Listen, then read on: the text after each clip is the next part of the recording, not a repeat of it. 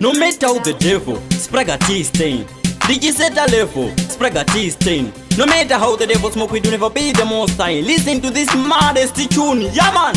Dauya ndakapipa samai azuka mukanditsamwisa ndinokanda mabazuka maFBI asvika vapana anopanika ndine munhu wani anogona kusvetuka. Dauya ndakapipa samai azuka mukanditsamwisa ndinokanda mabazuka maFBI asvika vapana vanopanika ndine munhu wani anogona kusvetuka. Vari panondisaiza vasati vandiziva, ukandidena ndinokusiyawa muguva. Chipiwa chikoku ndokupama wachigeri yokogeri Kizami kiyaku obva watoita pari.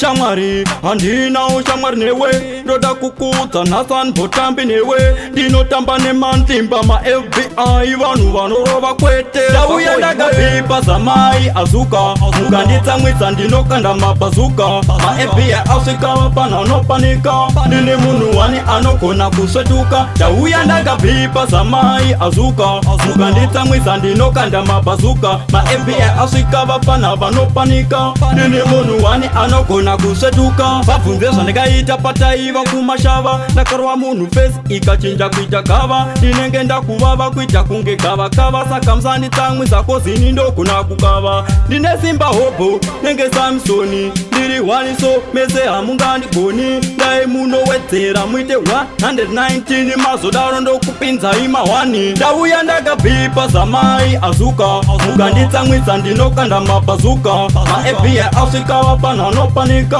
ndine munhu wani anogona kusvetuka. Dauya ndakapipa samai azuka mukanditsamwisa ndinokanda mabazuka maFBI asvika vapana vanopanika ndine munhu wani anogona kusvetuka. Vari panondisaiza vasati vandiziva, ukandidena ndinokusiyawa muguva. Chipiwa chikoku ndokupama wachigeri yokogeri Kizami kiyaku obva watoita pari. Shamwari handinawo shamwari newe, ndoda kukudza Nathan Botambi newe. Ndinotamba nemantimba maFBI vanhu vanorova kwete. Dauya ndakapipa samai azuka mukanditsamwisa ndinokanda mabazuka maFBI asvika vapana anopanika ndine munhu wani anogona kusvetuka. Dauya ndakapipa samai azuka mukanditsamwisa ndinokanda mabazuka maFBI asvika vapana vanopanika ndine munhu wani anogona kusvetuka. Ndikati urama washi unoita kwashi kana kuita rashi,